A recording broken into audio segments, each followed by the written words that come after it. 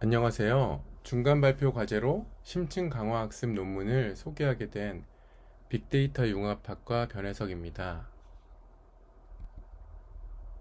이번 과제를 위해 선정하게 된 논문은 Playing Atari with Deep Reinforcement Learning입니다. 이 논문은 2016년 알파고를 개발한 구글의 딥마인드 팀에서 NIPS 2013년에 발표한 논문이고, 여기서 내용을 좀 더 보강하여 2015년에 네이처에 기고하였습니다. 이 논문은 최초로 강화학습에 딥러닝의 방법론을 결합하여 제시한 논문으로서 의의가 있습니다. 이 논문에선 음성, 이미지와 같은 하이 디멘셔널 센셔리 인풋으로부터 강화학습을 통해 컨트롤 팔러시를 성공적으로 학습시킨 최초의 딥러닝 모델입니다. 이 모델은 CNN을 기반으로 해서 Q러닝을 변형시킨 형태의 모델입니다. 또 이 모델을 가지고 직접 아타리 게임을 여러 차례 돌려봤을 때 모델의 조정이나 하이퍼 파라미터의 조정 없이 게임에서 성공적인 결과를 이끌어냄으로써 딥러닝을 적용한 강화학습이 잘 된 것을 보이고 있습니다. 딥마인드에서는 위와 같은 문제점들을 극복하기 위해 크게 두 가지의 방법을 제시합니다. 우선 강화학습 데이터가 하이 커릴레이션의 관계를 가진다는 점을 극복하기 위해 Experience Reply를 제안합니다. Experience Reply란 리플레이 메모리라고 하는 큰 메모리를 만든 후 에이전트의 experience를 각 타임스탬마다 저장하고 랜덤하게 뽑아서 학습하는 방법을 말합니다. 이를 통해 데이터의 높은 상관관계를 극복하고 데이터를 효율적으로 사용할 수 있습니다. 학습을 안정적으로 만드는 데도 도움을 줍니다. 이때 참고할 점은 Behavior Fallacy와 Learning Fallacy가 다르기 때문에 Q러닝의 초이스를 원활하게 하는 Off Fallacy를 학습하는 것이 필수라고 합니다. 두 번째로 딥마인드는 CNN 기반의 모델을 제안합니다. 4개의 화면의 프레임이 로우 픽셀로서 인풋 데이터로 사용되며 아웃풋은 인풋 스테이트에 대한 개별 액션의 예측한 Q 밸류에 해당합니다. 이 모델을 통해 별도의 전처리를 하여 특징을 추출하는 것보다 좋은 결과를 얻을 수 있게 됩니다. 위의 모델을 가지고 딥마인드 팀에서 실험한 결과를 보여주는 표입니다.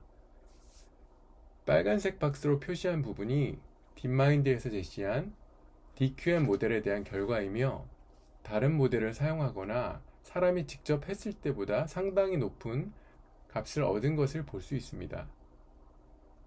또한 논문에서는 보다 세부적인 분석 결과표도 제시하고 있습니다. 위 그래프 두 개는 리월지 변화를 기준으로 하고 있으며, 아래의 그래프들은 Q밸류 값을 기준으로 하고 있습니다. 리워즈 기준의 그래프에서는 마치 학습이 안 되는 것처럼 보일 수도 있지만 Q밸류 값이 일정한 값으로 수렴하는 것을 보임으로써 학습이 잘 진행되고 있는 것을 볼 수 있습니다. 논문에서는 강화학습을 위한 새로운 딥러닝 모델을 최초로 소개하였습니다. 특히 사람이 직접 플레이하는 것처럼 스스로 학습하는 네트워크를 만들고자 했으며, 이 네트워크는 아키텍처나 하이퍼 파라미터 조정 없이 7개의 게임에서 모두 최고의 성능을 발휘함으로써 성공한 결과를 보이고 있습니다.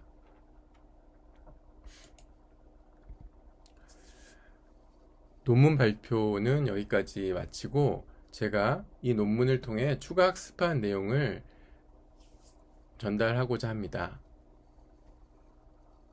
What is Bellman equation? 벨만 이퀘이션에 대해서 이제 공부를 좀 해봤는데요. 우리는 모든 상태에서 취하는 각각의 행동에 대해 보상을 얼마나 받을지 미리 알고 있다고 가정해 보겠습니다. 이 경우 우리는 행동을 어떻게 결정하면 될까요? 간단하게 최종적으로 가장 높은 보상을 받을 수 있는 행동들을 연속적으로 취하면 될 것입니다. 이렇게 최종적으로 받은 모든 보상의 총합을 Q 밸류라고 합니다. 하나하나 살펴보겠습니다. 상태 S에서 행동 A를 취할 때 받을 수 있는 모든 보상의 총합을 Q라고 했을 때, Q는 현재 행동을 취해서 받을 수 있는 즉각 보상과 미래에 받을 미래 보상의 최대값의 합으로 계산할 수 있습니다. 우변의 R은 현재 상태 S에서 행동 A를 취했을 때 받을 즉각 보상값을 나타냅니다. 또한 S는 현재 상태 S에서 행동 A를 취해 도달하는 바로 다음의 상태로 맥시멈 QSA는 다음 상태 S에서 받을 수 있는 S-에서 받을 수 있는 보상의 최대값입니다. 이 값을 최대화할 수 있는 행동을 선택해내는 것이 에이전트의 목표입니다. 또한 그 앞에 붙어있는 감마는 할인율이라고 부르는 값으로 미래 가치에 대한 중요도를 조절합니다. 감마 값이 커질수록 미래에 받을 보상에 대한 더 큰 가치를 두는 것이고, 작아질수록 즉각 보상을 더 중요하게 고려하는 것입니다.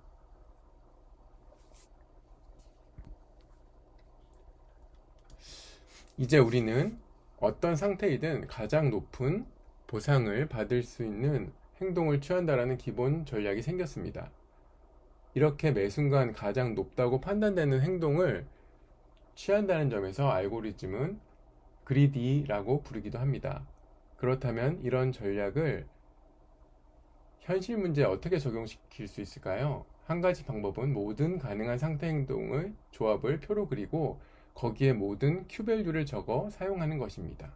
그 후에는 벨만 방정식을 이용해서 표를 점점 업데이트해 나갈 수 있겠죠. 여기서 에이전트가 가장 오른쪽 위칸에 도달하면 게임이 끝납니다. 여기서 한 가지 문제가 있습니다. 우리는 탐욕적 알고리즘에 대한 심각한 문제가 하나 있는데, 만약 항상 최선의 선택만 고집한다면 새로운 선택은 해보지도 않을 것이고, 그렇게 된다면 아직 받아보지 못한 미지의 보상에 대해서는 앞으로 그 존재를 알 수 없을 것입니다. 그것을 받기 위한 시도도 안 할 것입니다.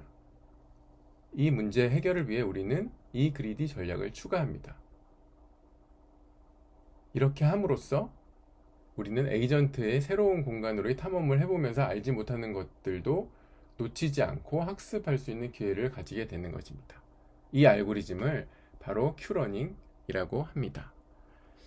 이상으로서 제가 논문에 대한 요약과 제 추가적인 학습에 대한 발표를 마치겠습니다. 끝까지 들어주셔서 감사합니다.